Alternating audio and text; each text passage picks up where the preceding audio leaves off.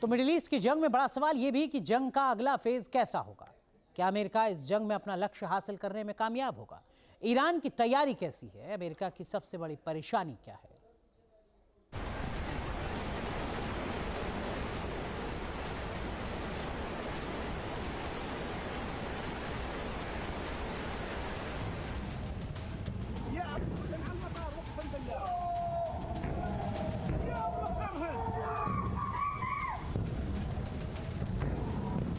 क्या ईरान का युद्ध मिडिल ईस्ट का सबसे लंबा युद्ध साबित होगा?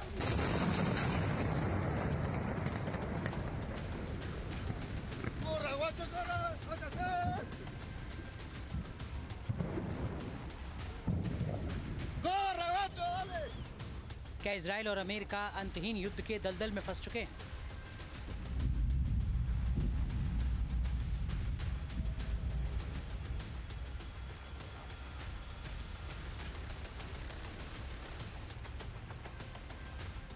मिडिल ईस्ट में जंग हाहाकारी, अब अगले फेज की तैयारी।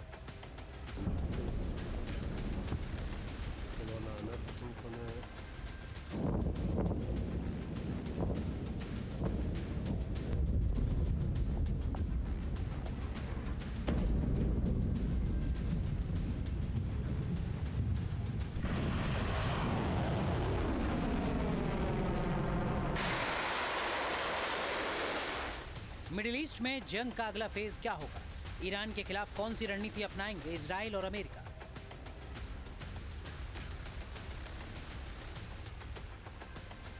कब तक सुपर पावर से जंग लड़ पाएगा ईरान? जंग में ईरान की रणनीति क्या होगी?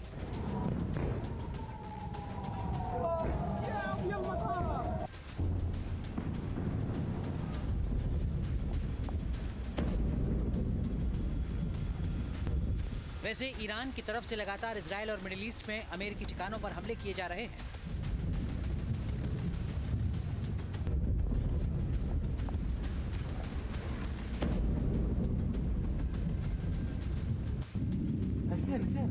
ईरान ने इजराइल पर कई मिसाइलें दागी हैं।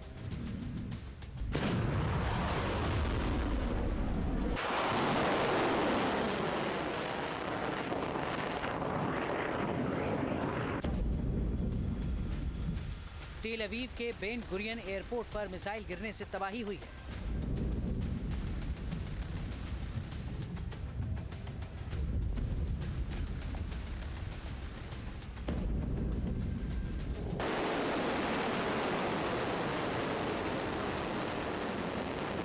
ईरान की तरफ से मिडिल ईस्ट देशों को भी निशाना बनाया जा रहा है।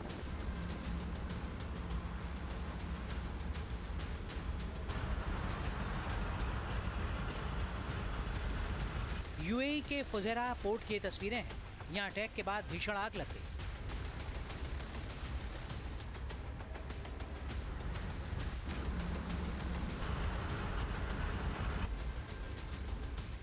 इस जंग में ईरान की रणनीति ने इजराइल और अमेरिका को हैरान कर दिया है। अमेरिकी राजनयिक भी ईरान की रणनीति का लोहा मान रहे हैं। अगर आप ईरान और दूसरे मुल्कों को देखें तो उन्हें लगता है कि अमेरिका से बातचीत करने का कोई मतलब नहीं है। डिप्लोमेसी से मामला नहीं सुलझेगा।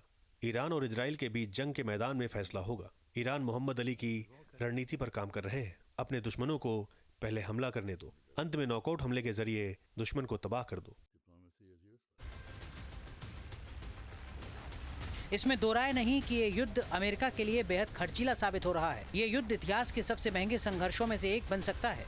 एक अनुमान के मुताबिक अमेरिका को प्रतिदिन लगभग $1 अरब या 90,000 करोड़ से ज्यादा की लागत आ रही है। ये मिसाइल, विमान और लॉजिस्टिक पर खर्च हो रहा है। अब तक $12 अरब से ज्यादा खर्च हो चुका है।